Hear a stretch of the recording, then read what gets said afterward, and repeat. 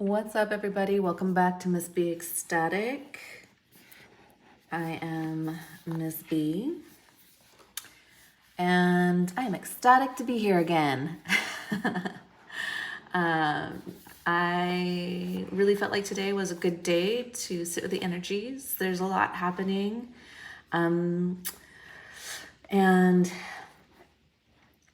I just, first of all, want to welcome you back. Thank you for being here. Thank you for your presence. Thank you for viewing me today. And if you're new, I basically do I Ching.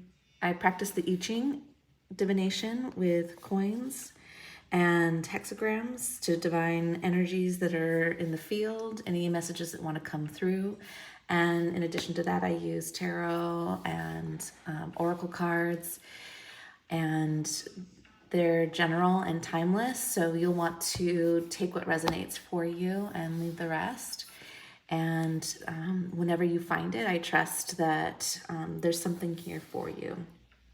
So today I'll be using Kim Krantz' alchemy book, The Wild Unknown Alchemy, her cards. I'll be reading from her book because I am still getting familiar with the cards. And so I'll need a little reading assistance. And also my favorite deck, we'll add here the mystical moments.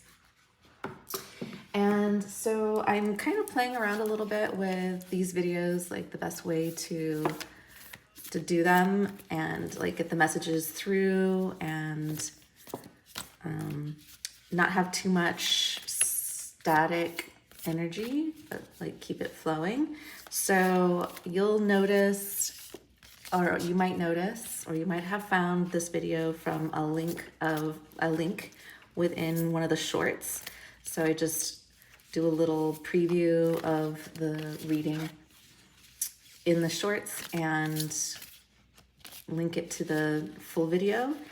Or you might have resonated with the title of this video, and if you'd like, you can find the corresponding short to see how I did the coins prior. So I'm kind of playing with it. I was doing the coins in the video. Now I'm just trying it as a preview in a short, and then adding the messages as I will today. Anyway, we'll see. I don't know. I'm trying to find my groove here. Working on finding my groove. My groove is here. It's just pinning it down and getting the flavor right. And also seeing what you guys respond to. So if you like what you're seeing here, if you're enjoying this video, please give me a like or subscribe so I can, you'll get my content as it comes. I don't have like a set schedule. I usually just come in when the energy hits, when I get the, the download, do it. This is a joyful practice for me, so it's not a forced schedule. Anyways, so a little shuffle there of the cards. I want to share with you the hexagram that came through today, and it was number 37. And number 37 is about family. And I'm going to come back to that in just a second. The question I asked was more specifically around the astrological transit that is occurring for all of us in the sky right now, somewhere in our chart, but collectively we're all experiencing it. And it is the Jupiter sextile Saturn that is occurring between June 14th and the 22nd. And so, yes, it is timeless, this reading. And yes, I am harnessing this particular energy to focus. Or I should say, in particular, I'd like to focus on this energy because I feel it is like an evolutionary opportunity. And so that's kind of what my question focused on in terms of the I Ching. So normally my messages are timeless. there is a little bit of a time frame on this one. And if you're finding this message after June 14th to the 22nd window of 2023, there's still likely something here for you. So just want to be clear about that. Okay, so I have 3 different interpretations or translations of this hexagram, and I like to get like the old school, one of the oldest interpretations, and compare it to some of the more contemporary literary academic translations. Sorry about that. So having read through them, obviously the older translation, Xiajian, the family, this one focuses a lot about the traditional family. It focuses on, well, I'll read just briefly, mindful responsibilities of an organized, small, and self-contained traditional family unit, where each member has duties specific. The husband cares for the external matters, working in the community. The wife has an important role in charge of running the household and internal affairs. And so, there's something to be said about that. And in context to the question, there's definitely, I'm feeling more in it, in that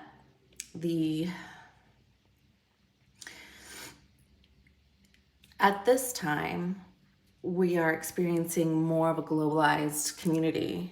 We're having more of a globalized experience. There's more of an impact of, we all feel globalization, essentially. We all have Walmart and Amazon, international banking impacts our everyday, all the payments and interests that we experience in our payment, in our daily lives. The conjunction of, I better not do that.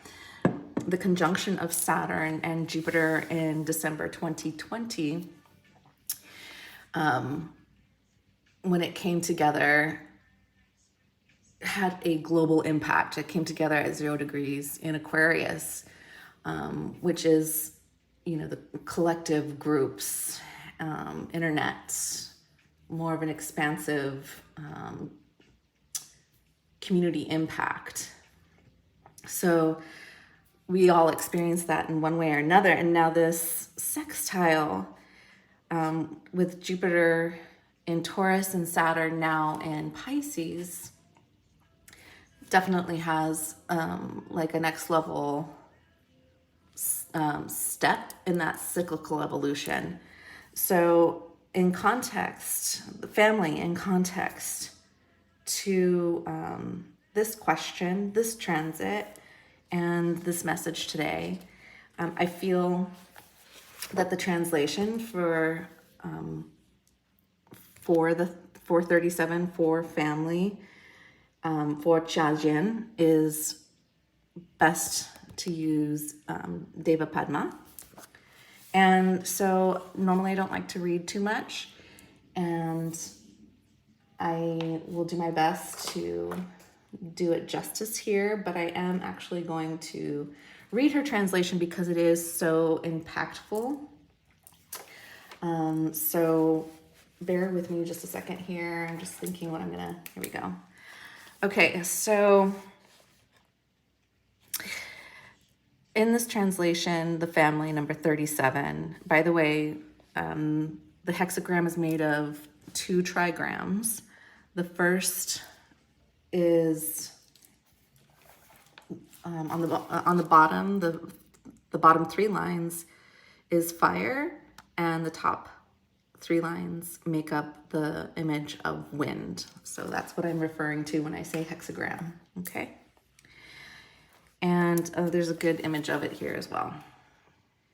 Okay, so in this translation, it begins, "We are all members of one human family, faced with constant threats of survival. Our ancestors, black, red, yellow, and white, developed family and tribal bonds. Clans, tribes, nations have fought one another down the ages to protect themselves and further their bloodlines, customs, and beliefs. Now, as a species, we have finally reached a threshold. We can no longer afford to base our relationships on factionalism, or like factions against factions, and non-cooperation. If we remain entrenched within the collective inheritance of aggression, fear, and separation, we will bring to a standstill life as we know it. We have the intelligence to learn from our shared past and create a better world for our children to inherit. Each of us carries the seeds of the future buried deep within our hearts and in our dreams." And that goes back to family and role. And we each have something to bring to our group. There's no accident. It takes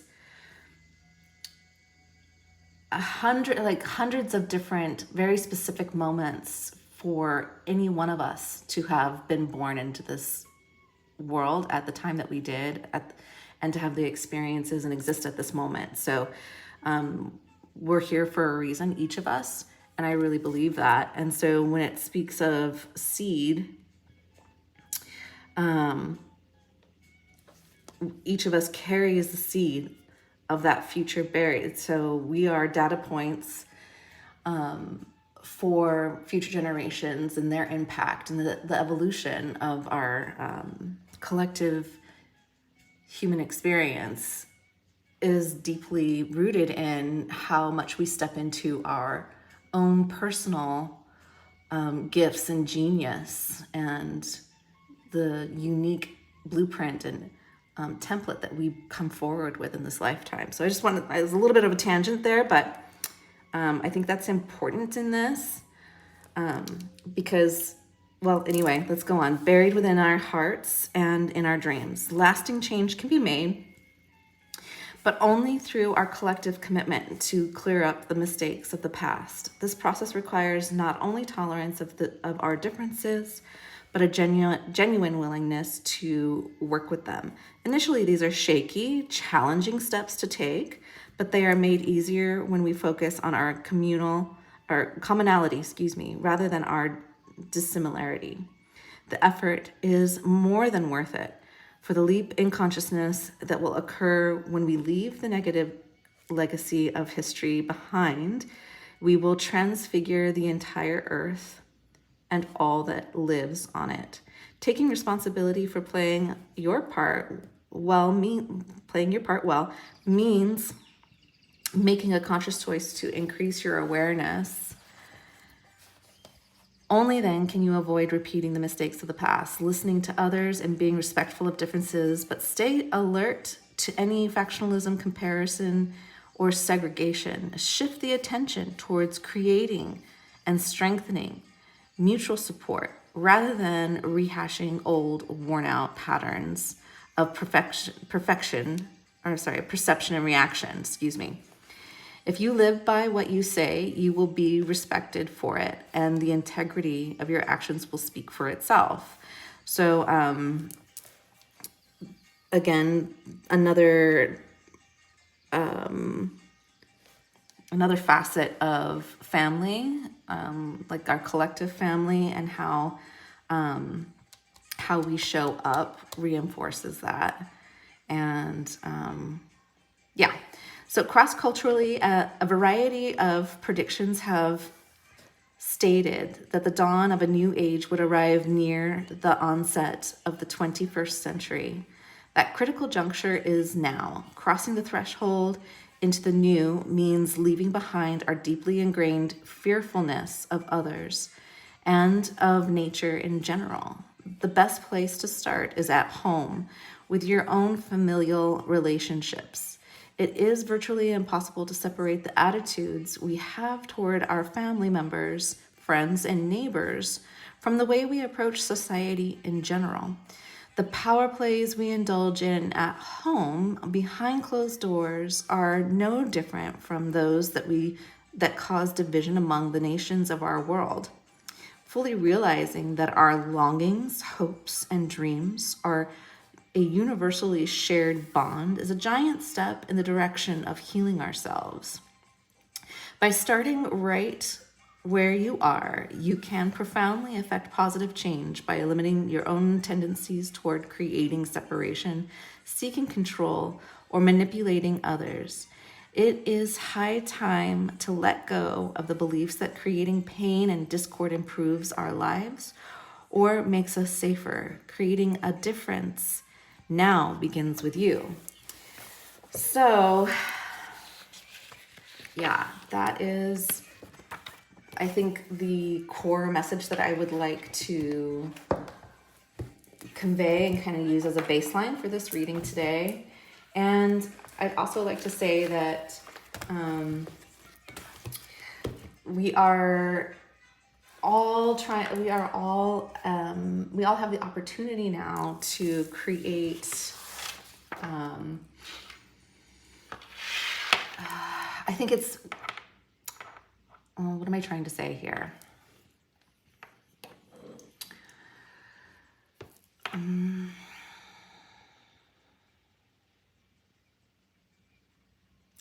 I really feel that as the opportunity here at this time in terms of what's available from an evolutionary perspective is to really do the work hone our skills individually. Excuse me. Our genius, our gifts, really lean into those and find ways to share and contribute with small communities in our immediate vicinity. And the reason I say this is we've experienced as of late lots of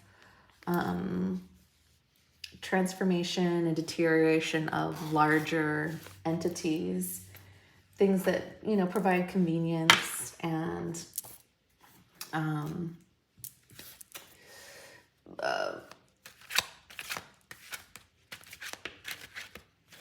like something as like shopping, like buying shoes from another country and, just again, it goes back to the globalization. And I think now is a great time that we each find a way to provide what's needed in the community, like make those shoes, or buy the shoes that your neighbor makes. You love gardening, maybe garden instead of flowers or peonies, broccoli, tomatoes and onions and potatoes, and maybe have those available in your community. Some people might have the gift of sewing and, recycling old clothes and making beautiful, fabulous fashion statements. I feel like that's the kind of energy that is just crying out for manifestation, to be unfolded, to be tapped into and harnessed. Okay, so that's what I'm feeling. That's what I was picking up. Grow your community, grow your family, your local family. And, I say that because Jupiter is in Taurus, and Taurus has to do with food we eat, collecting things, books. So maybe you have some kind of skill that you could share with others and you can teach others. I mean, that's really more Gemini, but it's really like things that you create, things that are tangible and grounded. And then also Saturn in Pisces wants to put structure into all the potentiality that is available. So I know 2020, when they came together, none of us saw none of us could have anticipated how that would have manifested. And we don't know now how this sextile will manifest, although it is a positive transit, a positive flowing, beautiful opportunity to tap into the energies, which is why I was inspired to do this reading today. And I'm sure it's getting long. Yes. Okay. So let's get to it. Just wanted to shuffle that for a moment. Let's pull an oracle. The Wild Unknown Alchemy Guidebook by Kim Hans. Really beautiful artwork here, and I just love the shape of it. It's so cool. And maybe I will come out just a little bit. There we go. Hi. Anyway, if you've made it this far, thank you for sticking around and tolerating my tangents. I just had a lot to say today, and the feeling was pretty strong, and I was getting I'm still getting all kinds of impressions peripherally, like all around me. So in those cases, it's kind of sometimes hard to focus. And here I am going on a ramble tangent again. And I think I'm just going to take from the top today. And we have Magnum Opus. Oh, now I'm going to go back in because it's beautiful. Look at that. The Great Work. Okay. Well, you know what? I'm gonna keep that. I'm gonna pull all the cards and then come back to the interpretation. All right. What is the evolutionary opportunity available for the collective at this time? What does this sextile want from humanity? What is it calling forth in humanity? Okay. 5 of Cups. This one kind of came sideways.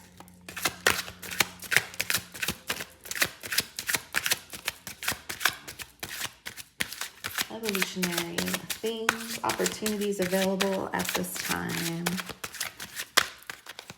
These are very glossy, so they glide and shift. Clear messages for the collective.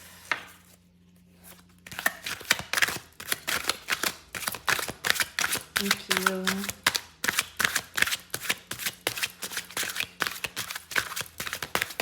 Anything else? No, I think that's it. Okay, it seems pretty simple and mundane in terms of like the court cards that we're getting. And so we have first the 5 of Cups. So there's some, so like 4 of Cups that comes before it is like your wish fulfillment, or not wish fulfillment, but your heart's desire. And you're looking at 3 other cups, and the 4th is being kind of offered to you, but you just don't see it because it's just, you don't see what you're looking for, but you're being gifted.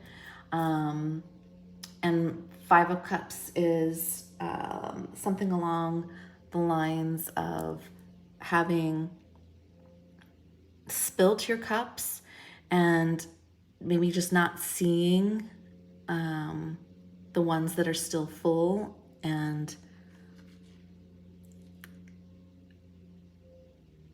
again, just not seeing the gifts clearly. And with this, the emotional gifts, the emotional opportunities,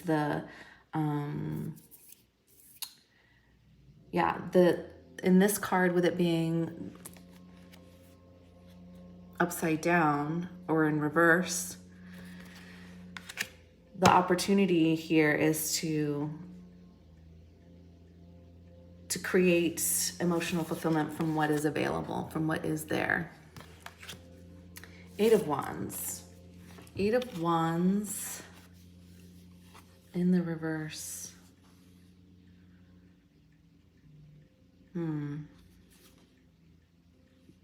Wands have to do with passion, ideas, communication about these things.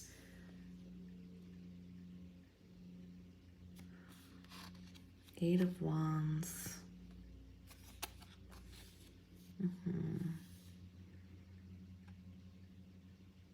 It's like holding the vision for your passion, like taking steps forward. The one that comes before is the Seven of Wands, where you're defending the ground you've made. And the one that comes after is the Nine of Wands, where you're a bit tired and weary,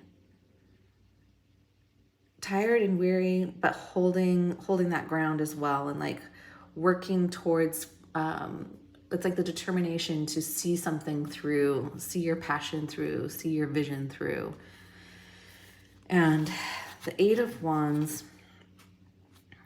being upside down, I mean, in this card, with it right side up, it's like she's anchored in the heart and being lifted by her passions and her efforts. And something's coming through here, but it's, in this case, it's down. So maybe some kind of spirit download. I'm looking for one right now. Eight of Wands, spirit download. And then Eight of Swords. Yeah, the overall vibe that I'm getting here is that there's nothing's really holding us back emotionally, in our heart and our dreams and our passions. Like, there's no reason to be held back. Things might be slowed down. We might need a pause, or if it's just not working out the way that we think it is, or the way that we would like it to at this time. I'm just thinking of like all of the old proverbs of how, like of the turtle and the hare, and how like the slow persistence and commitment, although his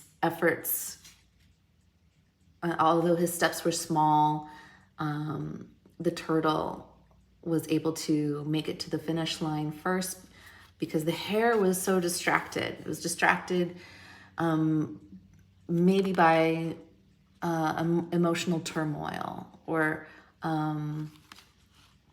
feeling trapped by external illusions, or the illusion of being trapped by external things.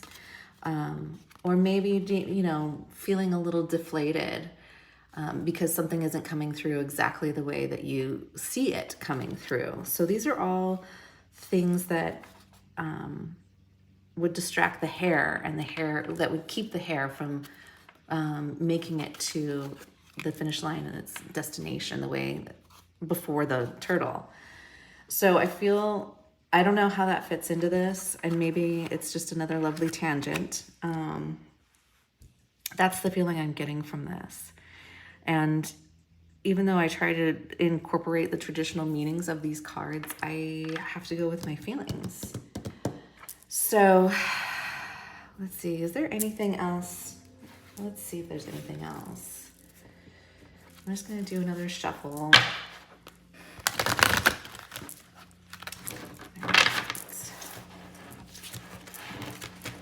Another shuffle. Any advice? Any advice how to move forward with these energies for the greatest good of all? Any advice on how to move forward in these energies?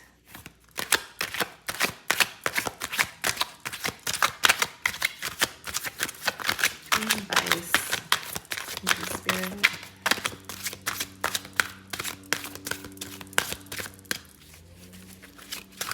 Ooh, too many.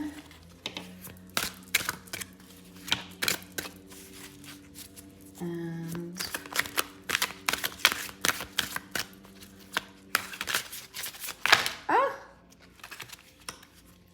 okay. Sorry about the outdoor noise. Nine of Pentacles, Six of Cups. I love the Nine of Pentacles. She builds her own garden. She's self-reliant and she has more than enough. And it's all come from inside of her.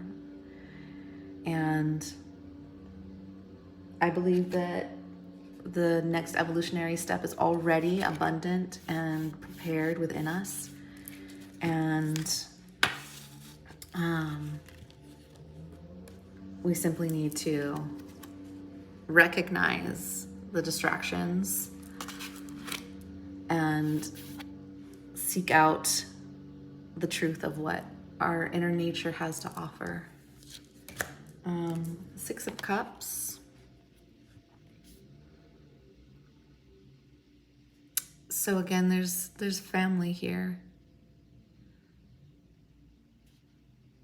And there's some memory, and usually it's associated with nostalgia or nostalgia and past relationships, you know, just fond memories. And so here, I think the sound of the gardeners are gonna get louder, so I'm just gonna pause for a second. And we're back. So that was like 20 extra minutes of waiting. It did test my patience. Started with one blower and then 2 or 3 additional leaf blowers and just an orchestra of revving engines. Anyhow, the magnum opus is the great work that we are going to finish out this reading with. And it is all about basically our genius and what we have within us and what is being asked to what we're being asked to bring forward. And so I will go ahead and just read a little bit about that here. Attention, devotion, vocation. The magnum opus shimmers in the distance, promising purpose, achievement, and understanding. When will we get there? When will our efforts be recognized? Amidst pressure and expectations, we come to realize each alchemist's life is an accumulation of moments in which attention is placed upon a subject within the laboratory. The artist draws a single line. The poet scribes a single word. The rose forms a single leaf. The magnum opus card reminds us that the alchemical garden grows from seeds tended to by devoted hands and the grace of sun, water, and earth. You cannot force the great work. You cannot claim it or complete it. This card arrives to whisper words of encouragement. You are in the right place, the most important place for you. This is the alchemical garden. Tend to the youngest growth, be delicate and precise. So I feel like that really speaks to the reading as a whole. The message of the hexagram 37, all the ways in which the miracle of our existence had to unfold little bit by little bit so that we could exist, so that we could bring forward our own genius, so that we can step into the fullness of our inner nature and unfold piece by piece all of the different fruits and blooms and beauty in which we hold. And this is important to share with our community so that we can remember our contribution and our greatness is valuable. It's needed in the world. We each have a role to play, and it's important to remember that. So those are the messages today. And again, if you've made it this far, I really appreciate you watching and supporting my channel. Please give me a like and a subscribe.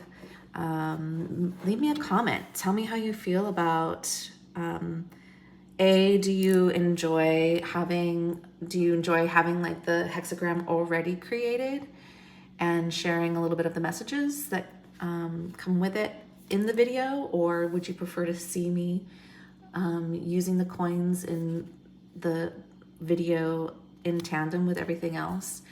And yeah, just share some feedback with me. I would love to hear from you. This is a collective experiment and experience, so I appreciate your participation and your presence. And I really enjoy doing this. It's fun for me, and it's a great outlet. And I love these cards and the colors and the vibrant energy that's present here today. So I am so grateful, and I feel the blessings. They are abound. They are always here, always now. And this is Miss Be Ecstatic, and I'm out. Until next time.